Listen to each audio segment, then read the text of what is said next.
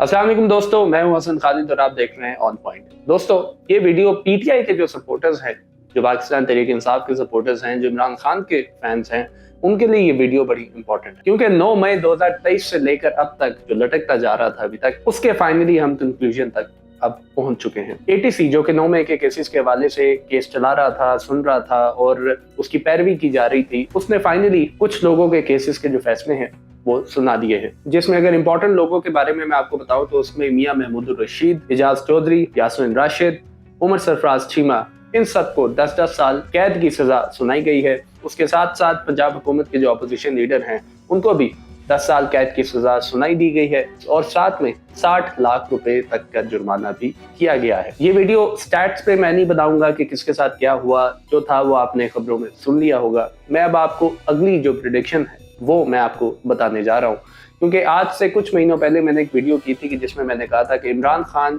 खत्म शुद्ध है। इमरान खान की जो सियासत है वो अब खत्म हो चुकी है और इमरान खान अब प्रोलॉन्ग कर रहे हैं इस चीज को और इसमें अब उनका कोई फायदा नहीं है। बेशक वो अगले 2-3-4 साल जब तक उनकी जिंदगी है वो जेल में भी गुजार देंगे, उनके बाहर आने का अब कोई इम्कान नहीं है। जो थोड़े बहुत लूप होल्स थे, जो थोड़े बहुत चांसेस थे इमरान खान के निगोशिएट करने के ऊपर, वो खत्म हो गए थे जब इंडिया पाकिस्तान की जंग खत्म हुई। तो इमरान खान के लिए अब सियासत में तो कोई फ्यूचर नहीं है। हाँ, अलबत्ता उनकी पार्टी का जो फ्यूचर है वो हो सकता है कि इमरान खान ये कह दें कि वो अब सियासत में हिस्सा नहीं लेंगे, वो अपने बच्चों के पास बाहर चले जाएं, इंग्लैंड चले जाएं, क्योंकि अभी तक जो डील्स उनको दी गई थी वो उन्होंने एक्सेप्ट नहीं की थी। वो पिछले प्राइम मिनिस्टर्स की तरह, जैसे नवाज शरीफ थे या बेनजीर भुट्टो थी, उनकी तरह वो मुल्क छोड़कर बाहर नहीं गए, वो जेल में ही रहे और बड़ी हिम्मत और बड़े सब्र के साथ उन्होंने अपनी अब तक जो जेल गुजारी है वो 2 साल तकरीबन हो चुके हैं। लेकिन अब इसका फायदा कुछ नजर नहीं आता। सियासी तौर पर इमरान खान के लिए अब यही कुछ बचा है कि वो एक डील करें और वो जो सियासत है उससे बाहर चले जाएं और बिल्कुल किनारा कशी कर लें और अपने बच्चों के पास रहें बाहर, क्योंकि मुल्क में तो उनका रहना बहुत मुश्किल होगा। और जो अपनी पार्टी है वो लगता यूं है कि अब शाह महमूद कुरैशी, जिनको सजा नहीं सुनाई गई एटीसी की तरफ से 9 मई के केसेस में, अब यूं लगता है कि शायद शाह महमूद कुरैशी की कोई डील हो चुकी है और अब शाह महमूद कुरैशी एक अगले कंटेंडर हैं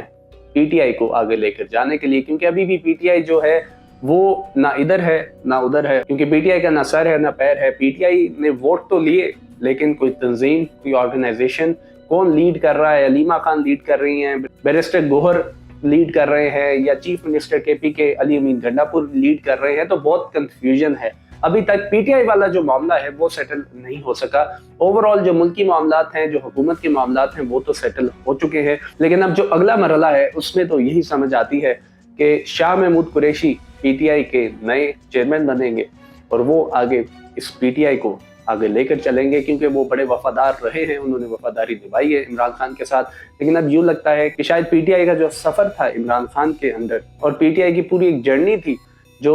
यहाँ तक उनको लेकर आई, उसको अब क्लोज किया जाएगा और माइनस इमरान खान वाली जो बात है वो सच साबित होगी। वो होगी जैसे अल्ताफ हुसैन के साथ हुआ। माइनस अल्ताफ हुसैन, कभी सोचा भी नहीं जा सकता था कि एमक्यूएम कभी रहेगी, लेकिन अब 10 साल होने को हैं और अल्ताफ हुसैन के बगैर एमक्यूएम की पार्टी चल भी रही है, उनको वोट भी मिलते हैं और वो हुकूमत में भी बैठे। तो अब पीटीआई का जो मुस्तकबिल है, क्योंकि पीटीआई को तो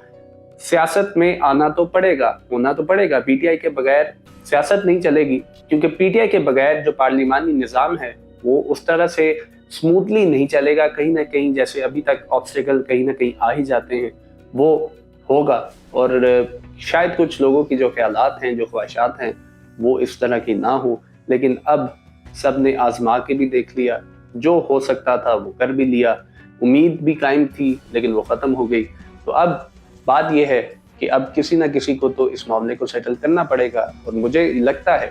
कि शायद अब इमरान खान को ये मान लेना चाहिए कि उनका और इस्टेब्लिशमेंट का जो मुकाबला है वो नहीं हो सकता। तो उनको चुप करके एक साइड पे हो जाए, मेंटोर करें, पीटीआई को एडवाइस करें, जिस तरह अब नवाज शरीफ साहब को साइड लाइन किया गया है